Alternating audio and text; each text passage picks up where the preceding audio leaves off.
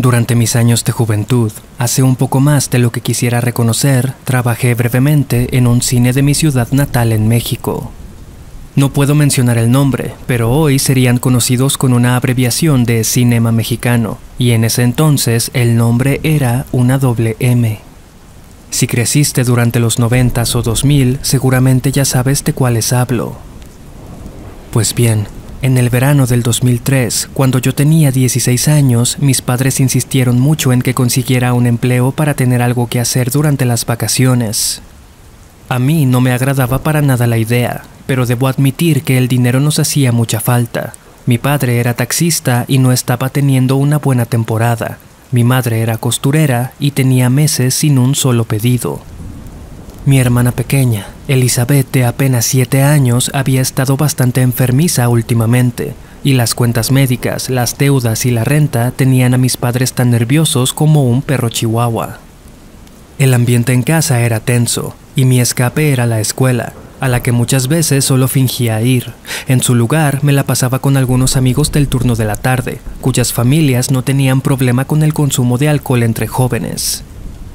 Durante la primera semana de vacaciones, mi mamá entró un martes por la noche a mi cuarto de manera abrupta, mientras yo me fumaba a escondidas un cigarro por la ventana. Arrojé la colilla y el humo apenas escuché la puerta, pero ella igual se dio cuenta. Ya habíamos tenido peleas al respecto, pero esa vez solo volteó los ojos, como decidiendo no lidiar con eso entonces. Solo metió medio cuerpo al tiempo que arrojaba la sección de trabajos del periódico a mi cama. Entonces se marchó.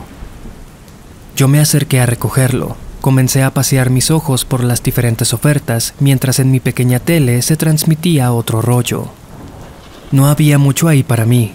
Me irrité. Todos eran empleos para gente con carrera, contadores, abogados, informáticos, etc. Descarté el papel, abrí levemente la puerta de mi cuarto, y cuando confirmé que no había moros en la costa, la cerré con seguro y volví a la ventana a encender otro cigarro. Ese fin de semana salí con unos amigos a la plaza comercial del centro. Yo no tenía un centavo, pero prefería estar donde fuera para librarme de los problemas en mi casa. Mientras deambulábamos sin rumbo, pasamos por un costado del cine, ese por el que exponen los pósters de las películas que se están proyectando.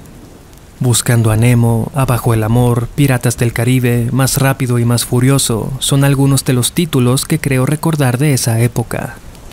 Cerca de las cajas había un letrero solicitando trabajadores. Me le quedé viendo fijamente a medida que nos alejábamos de ahí.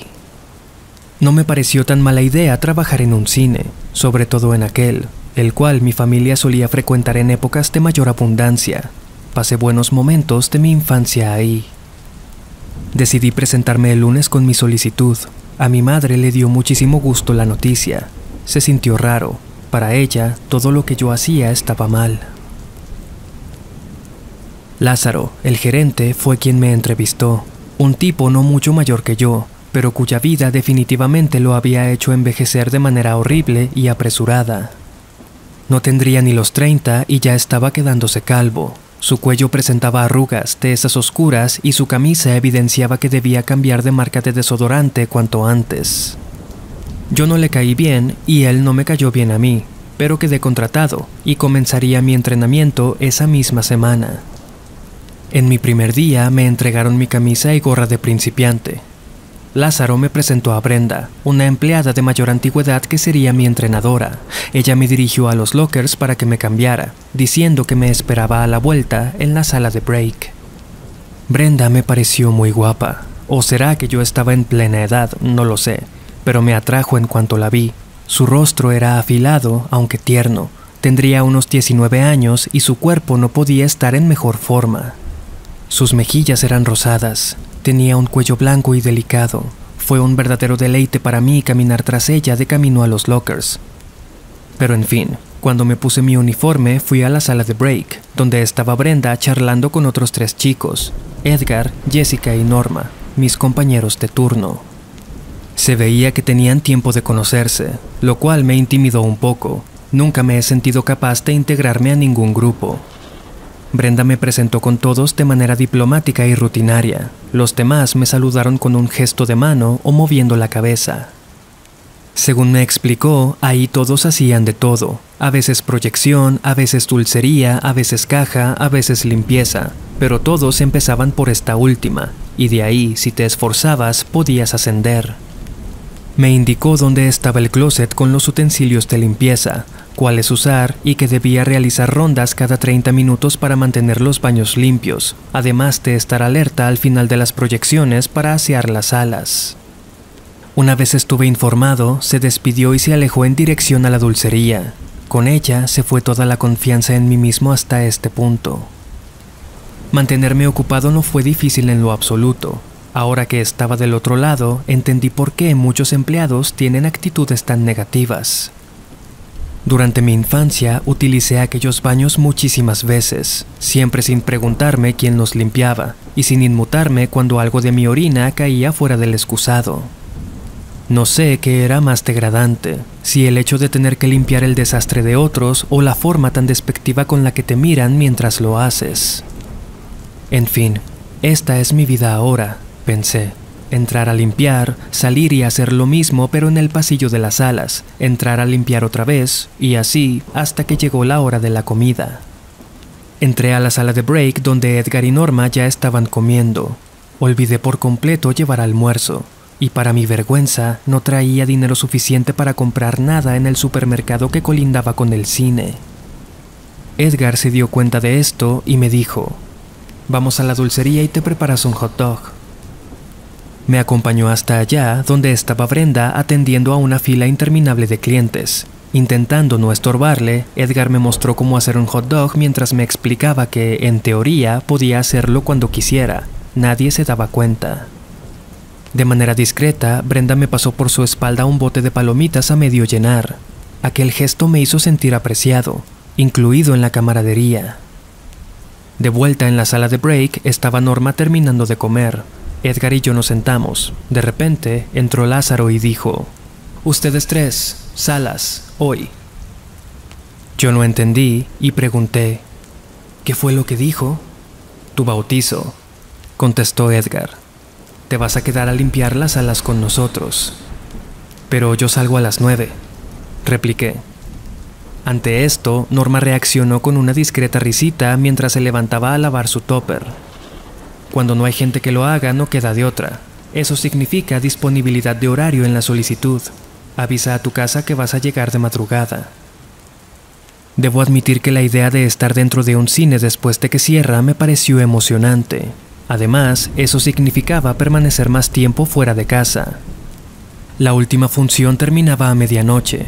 Desde las 10:45 todos estábamos dando una última ronda de limpieza en la dulcería y los baños, mientras Jessica y Lázaro hacían el corte de caja. Cuando toda la gente salió, Brenda y los suertudos a quienes no les asignaron salas se despidieron. Edgar, Norma y yo nos quedamos. Este primero me explicó: «La cosa es muy fácil. Hay que recorrer todas las salas una por una y asegurarse de que no haya nadie, de que no haya objetos olvidados y que estén lo más aseadas posible». Eran 12 salas en total. A mí me tocó de las 5 a la 8, a Norma de la 1 a la 4 y a Edgar de la 9 a la 12. Fue una experiencia muy extraña. Aquellos pasillos tan familiares me parecían ahora demasiado lúgubres. Todo estaba en silencio y a media luz. Me dieron una bolsa de esas negras y un cesto con rueditas, pero en mis salas no encontré gran cosa, solo algunas botellas y muchos envoltorios de comida del exterior. Norma y yo terminamos casi al mismo tiempo y nos quedamos esperando a Edgar al principio del pasillo. «No te quiero asustar porque vas entrando, pero la sala 12 está maldita», me dijo Norma. Una declaración muy random para ser literalmente las primeras palabras que me dirigía. «¿Cómo que maldita?», pregunté con interés. «Es que literal a todos nos han asustado mínimo una vez ahí. Nos apagan la luz, se cierran las puertas de golpe o se escuchan voces de niños como jugando detrás de la pantalla». Yo fruncí la boca y sumí la barbilla en señal de incredulidad. «Así hice yo también cuando entré, pero un día te va a tocar. Nomás no digas que no te avisé», me respondió con humor. «Pero, ¿cuál es la historia?», pregunté. «O sea, ¿quién se murió ahí o por qué se aparece algo?». «Nadie sabe, Llevo 2 años trabajando aquí. Edgar lleva como 5. Es el único que se anima a entrar solo. ¿A ti qué te pasó? A mí, respondió sumiendo la cara y mirando hacia un lado, como quien piensa demasiado su respuesta o trata de inventar una mentira. La primera vez que yo entré, estaba caminando entre los asientos, recogiendo la basura. Había dejado el cesto deteniendo la puerta para que no se cerrara.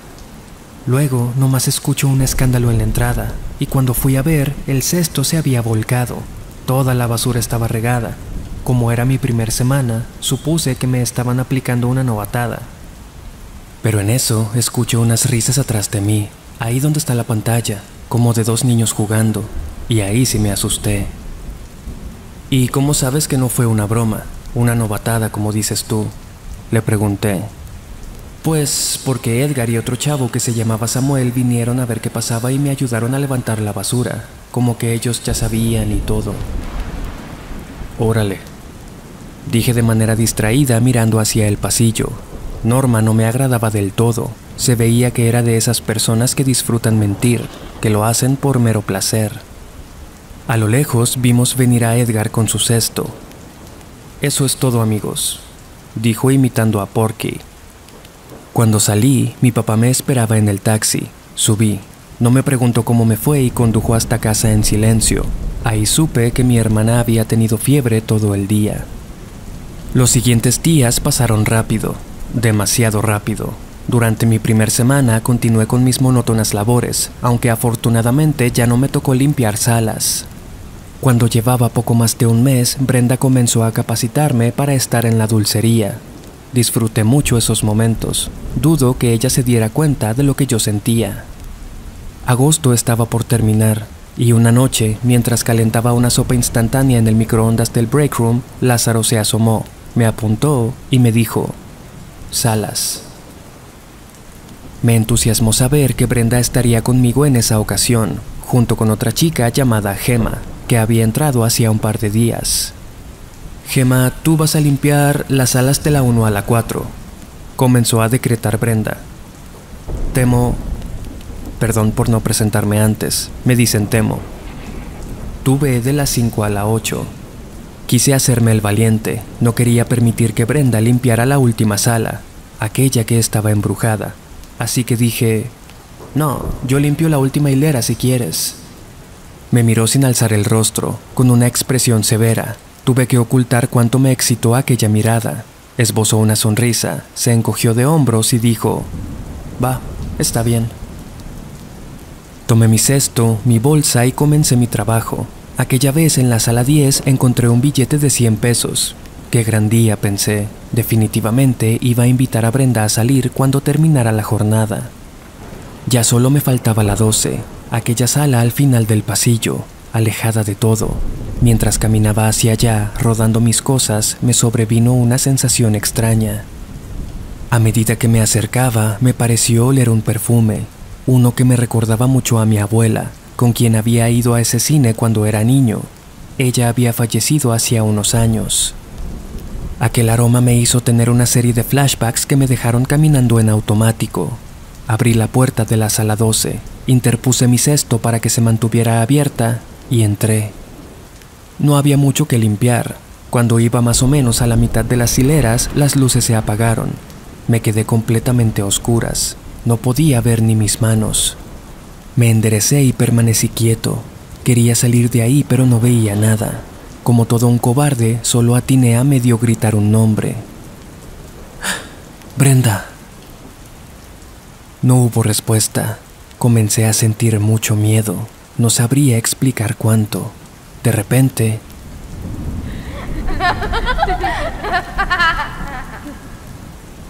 No, pensé. A mí no. Entonces, sujetándome de las sillas, comencé a caminar lo más rápido que pude hacia la salida. En eso, el proyector se enciende. La luz me encandiló por unos segundos. Comencé a mirar la pantalla, solo de color gris plateado. No entendía qué pasaba, pero seguro era alguna broma.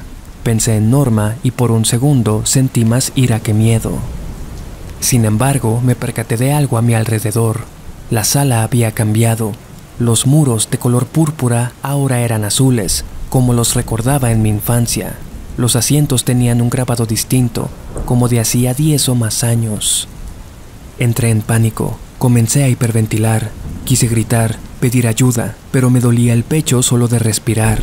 Cuando sentí que estaba a punto de desmayarme, comenzaron a aparecer imágenes en la pantalla. Al principio no pude reconocer nada, pero entonces pude identificar el interior de mi casa, pero se veía distinto. Su apariencia era la de hacía varios años. Me vi a mí mismo, en la sala, en mi cumpleaños número 8. Ahí estaba sentado frente a la mesa, con un pastel de los Power Rangers, rodeado por mis papás. Mi madre estaba embarazada y mi abuela encendía las velas. No podía creer aquello. Intentando razonar, me cuestioné por qué estaba viendo eso si me advirtieron que solamente escucharía risas de niños en aquella sala. La imagen cambió. Ahora veía el funeral de mi abuela, en la sala de velación, mis padres con la vista agachada, mi hermana de unos 3 o 4 años y yo aislado de todos, sentado en un rincón. Como si se tratase de una grabación casera, la cámara recorrió todo el lugar hasta el ataúd y enfocó el cuerpo, haciendo un obsceno acercamiento en el rostro. Yo no podía desviar la mirada. Tuve ganas de llorar y vomitar al mismo tiempo. El ambiente se sentía falso, no sabría explicarlo, como si de repente el mundo se hubiera convertido en plástico. Me sentía empaquetado, artificial. De súbito, el rostro de mi abuela abrió los ojos y me presentó una horrible sonrisa. Jamás he podido olvidar esa visión. En ese momento, un impulso eléctrico en mi cuerpo me hizo salir de la sala dando tumbos. Cuando llegué al pasillo, había gente, familias, parejas, todos entrando y saliendo de las salas, con palomitas, bebidas y dulces. Era como estar en el pasado.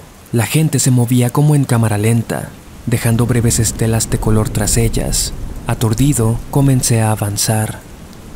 Todo se escuchaba como ahogado. No podía distinguir palabras, pero había un barullo tremendo, el tipo de ruido que hay en un lugar activo, lleno de vida, y a la vez todo se sentía muerto. Recuerdo que llegué hasta la dulcería y se veía tal y como cuando era niño. Reconocí el mostrador, el menú superior, la máquina de palomitas, los logos de las sodas, todo.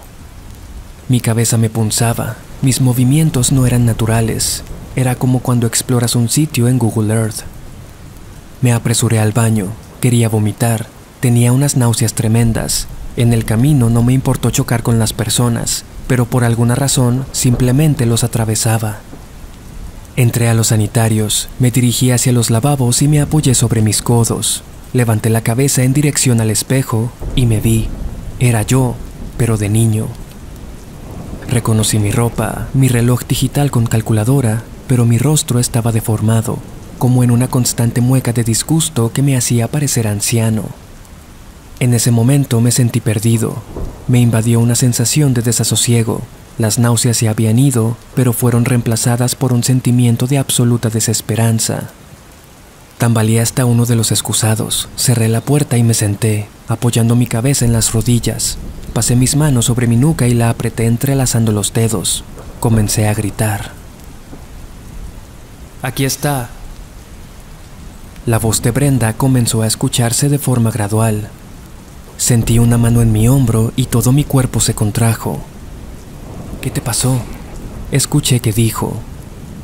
Levanté la cabeza con la dificultad que presenta una resaca enorme.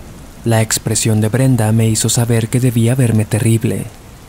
Respiraba agitado, me temblaba todo el cuerpo de manera descontrolada. Me toqué la cara, estaba fría y sentí un hilo de saliva helada en la barbilla. Ella dio un par de pasos hacia atrás, mirándome desde afuera del cubículo, con una combinación de miedo, lástima y repulsión. Gemma entró y en cuanto me vio, tuvo la misma reacción que Brenda. Lentamente me levanté.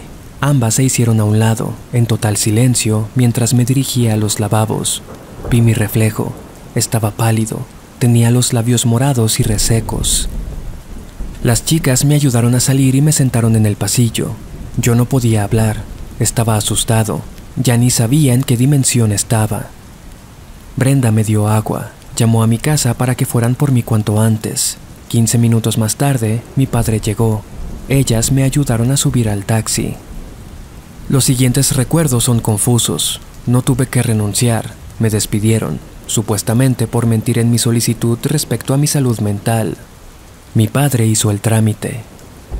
Para mí comenzaron meses muy difíciles. Tenía terrores nocturnos cada noche y desarrollé un severo desorden alimenticio. Ahora pasaba aún más tiempo que mi hermana visitando doctores. Honestamente, no estoy conforme con mi diagnóstico de esquizofrenia. Han pasado los años y jamás he sentido que no puedo discernir lo real de lo irreal. Llevo más de 10 años yendo a terapia y tomando medicamentos. Puedo aceptar que estoy enfermo, incluso loco si así prefieren llamarme, pero me niego a aceptar que aquella noche jamás ocurrió. Ya dejó de importarme si me creen o no. Jamás regresé a ese cine, tanto por miedo como por vergüenza. De hecho, son lugares que trato de evitar a toda costa. Esa noche aprendí que los lugares concurridos en el día, como supermercados, escuelas, tiendas o cines, almacenan demasiada energía, atestiguan demasiadas cosas. Entendí que hay dimensiones alternas, tal vez por referencia como la de los backrooms, mundos que coexisten en conjunto con el nuestro, aunque invisibles por lo general. Estoy seguro de que aquella vez viajé a uno. No sé cómo, no sé por qué, pero así fue.